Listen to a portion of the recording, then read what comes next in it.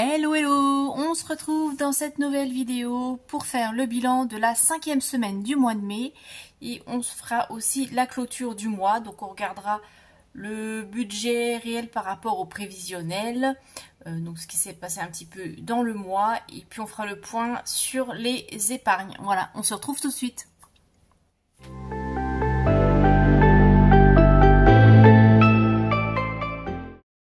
Oui, j'espère que vous avez passé une bonne semaine. Moi, ça va. Donc, j'espère que le bureau va pas trop bouger.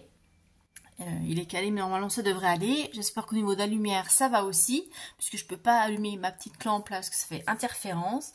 Mais bon, voilà. Alors voilà, le mois de mai se termine. Il était temps, parce que c'était assez long.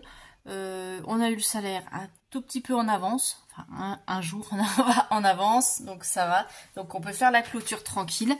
Donc ce qu'on va faire, comme d'habitude, on va clôturer la semaine. On va répartir les différentes épargnes, puisque vous avez eu qu'au fil des semaines, j'ai pu épargner, enfin économiser un petit peu sur mes achats, notamment sur les courses. Donc on mettra ça dans les épargnes. Et puis ensuite, on fera le bilan du mois, on regardera tout ça ensemble. Allez, c'est parti. Alors, je suis plutôt contente de ma semaine, surtout pour les courses, ça se passe super bien. Au niveau du carburant, j'avais rien remis. On va vider la pochette de monnaie. Voilà. Courses, et bien courses, regardez les belles économies que j'ai fait. Donc, là, j'ai pas noté, mais j'en ai eu pour 48 € de courses pour la semaine. Il me restait pas mal de choses, voilà, notamment au congèle, donc nickel. Divers, qu'est-ce qui restait? Ben, il restait plus rien. Loisirs, on avait tout vidé la semaine dernière. Laetitia aussi, Lily, et là, c'est pareil. Voilà, donc ça, portefeuille de la semaine, c'est vide. Donc, on a 20 € ici qui vont aller dans les épargnes. Donc, je les laisse là. Et ça va aller dans les défis. Donc, on va compléter ça tout de suite.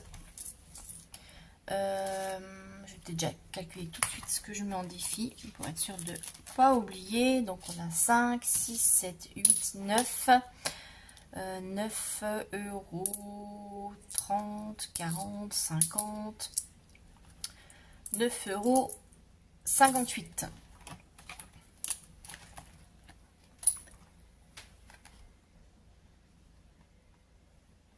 Voilà. Alors, on va commencer par le défi 5 € qui avance bien. Donc là, on en est à 60 du coup. Et puis oui, pour tout ce qui est défi, hein, je vous ai dit que j'attendais mon classeur. Ça arrive pas si vite. Alors, j'avais commandé plusieurs choses que j'ai pris avec mon budget demi-vente. Et en fait, je reçois des petites choses pas très pressantes, mais ce que j'attends le plus va arriver mi-juin. Donc ça m'énerve. Mais voilà, je vais refaire tout mon classeur épargne défi. Tout est prêt, j'ai déjà tout imprimé, plastifié, enfin je vous montrerai tout ça. Tout est prêt, il manque plus que les classeurs pour mettre dedans. Donc bon, c'est dommage, je voulais commencer le mois de juin avec, mais ce sera pas le cas, tant pis. Donc, défi 5 €, on en est à 60. Là, on va compléter le défi 2 €. On en est à 17. Et j'ai pas mis sur le bon, c'est pas là. J'effacerai après hors caméra parce que j'ai oublié de prendre ma petite éponge. C'est ici.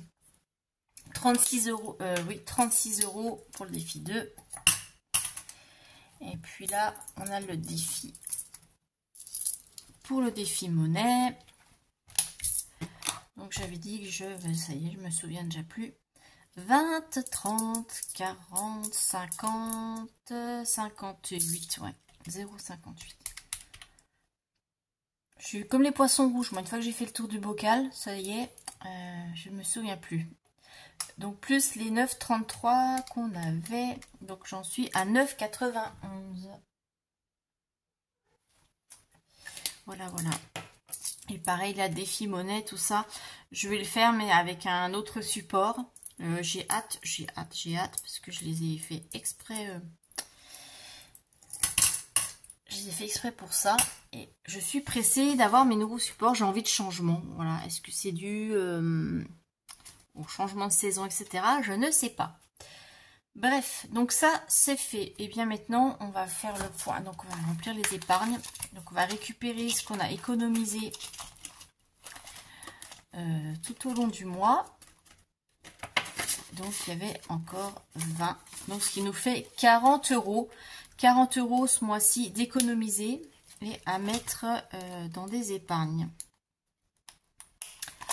Donc, ce que je vais faire, comme j'avais pris dans le projet IMO pour financer mon imprimante, je vais en remettre dedans.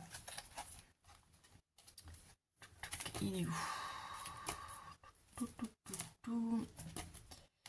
Ça doit être au début, je ne sais plus. Voilà. Donc, nous sommes au mois de mai. Je vais remettre... Est-ce que je remets les 40? Je réfléchis.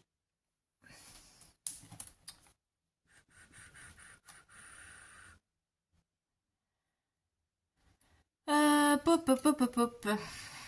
Je ne sais pas si je mets tout dedans ou si j'en mets un petit peu partout. Non, allez, on va tout mettre dedans, comme ça il faut que je remplisse ça. Donc, plus 40, ce qui nous fait 2640. Voilà. Et comme c'est tout normalement du virtuel, j'ai pas d'enveloppe, mais je vais les mettre de côté, j'irai les déposer à la banque quand j'irai faire mon... Ou non, je vais les déduire de mon retrait, ça va être plus simple. Puisque je dois faire mon retrait, qui n'est pas encore fait, pour remplir le mois de juin, j'ai déduiré, comme ça j'ai déjà 40. Voilà. Ça m'évite de les poser à la banque pour les retirer, ce qui est complètement illogique.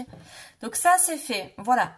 Donc pour la semaine, c'est fait. Les épargnes, c'est fait aussi. Et bien maintenant, on va faire le bilan du mois de mai. Donc voilà pour eh bien, le bilan du mois de mai. Alors au niveau des épargnes, j'ai réussi à épargner 180 €. 55,50 € en défi. Ce qui nous fait un total de 235,50 € pour le mois. Donc on va regarder par rapport au mois précédent. C'est moins qu'au mois d'avril, mais c'est quand même mieux que les autres mois. Je compte pas le mois de janvier parce que comme il y a des primes, etc., forcément les épargnes sont plus élevées. Mais par rapport à un mois classique, on est un petit peu mieux. Donc c'est bien, il faut que je continue comme ça. Je suis contente. Et puis, on va faire un petit peu le point donc sur les épargnes, comme je vous disais. Alors, au niveau du fonds d'urgence, eh bien, j'ai atteint mon objectif. Je suis à 1400 €. Donc, je vais pouvoir ouvrir là un autre fonds pour les loyers, là, au mois de juin. Prévoyance décès, je suis à 170. Immobilier, du coup, on a 2640. L'ARS à 109. Le train, on est à 215. Pour les anniversaires, il me reste 40. Ça, c'est pour les anniversaires cette année. Pour les anniversaires l'année prochaine, on en est à 50 €. Le train pour l'année prochaine, 350. Noël cette année, 100 €. La taxe d'ordure, on en a 50. Dans mon enveloppe santé, je suis à 200. Donc j'ai une partie ici en billets et la majeure, ouais, les 90% sont sur le livret. Ici, on a Amazon, on est à 50. Les vacances, 800. Pour les week-ends, 70. Pour les voyages, 700. Le shopping pour Lily, 50. Et le shopping pour moi, il n'y a plus rien. Et il nous reste l'enveloppe loisirs qu'on n'a toujours pas touché, où il y a 40 €. Et maintenant, je vais vous montrer du coup mon budget réel. Donc, comme vous l'avez vu dans le Dans le budget prévisionnel, je vais y arriver, du mois de juin. Je termine le mois de mai avec un petit découvert. Hein, donc un découvert, c'est pas énorme, hein, 12 €. Parce que je rappelle que j'avais commencé le mois d'avril avec un solde positif de 11 € sur le compte. Donc j'ai bien eu mon salaire, la CAF, etc., les pensions. Je n'ai pas mis, alors oui, je n'ai pas mis mes revenus Etsy. Je vous explique pourquoi.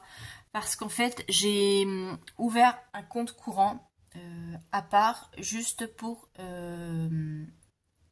dédié justement à la boutique. Donc c'est vraiment dans le cadre de mon statut auto-entrepreneur. J'ai ouvert le compte, comme ça je sépare bien mon compte perso de mon compte pro. Et puis comme j'avais pas mal de petits achats à faire justement pour la boutique, hein, fourniture, papier, etc., enveloppe, bref.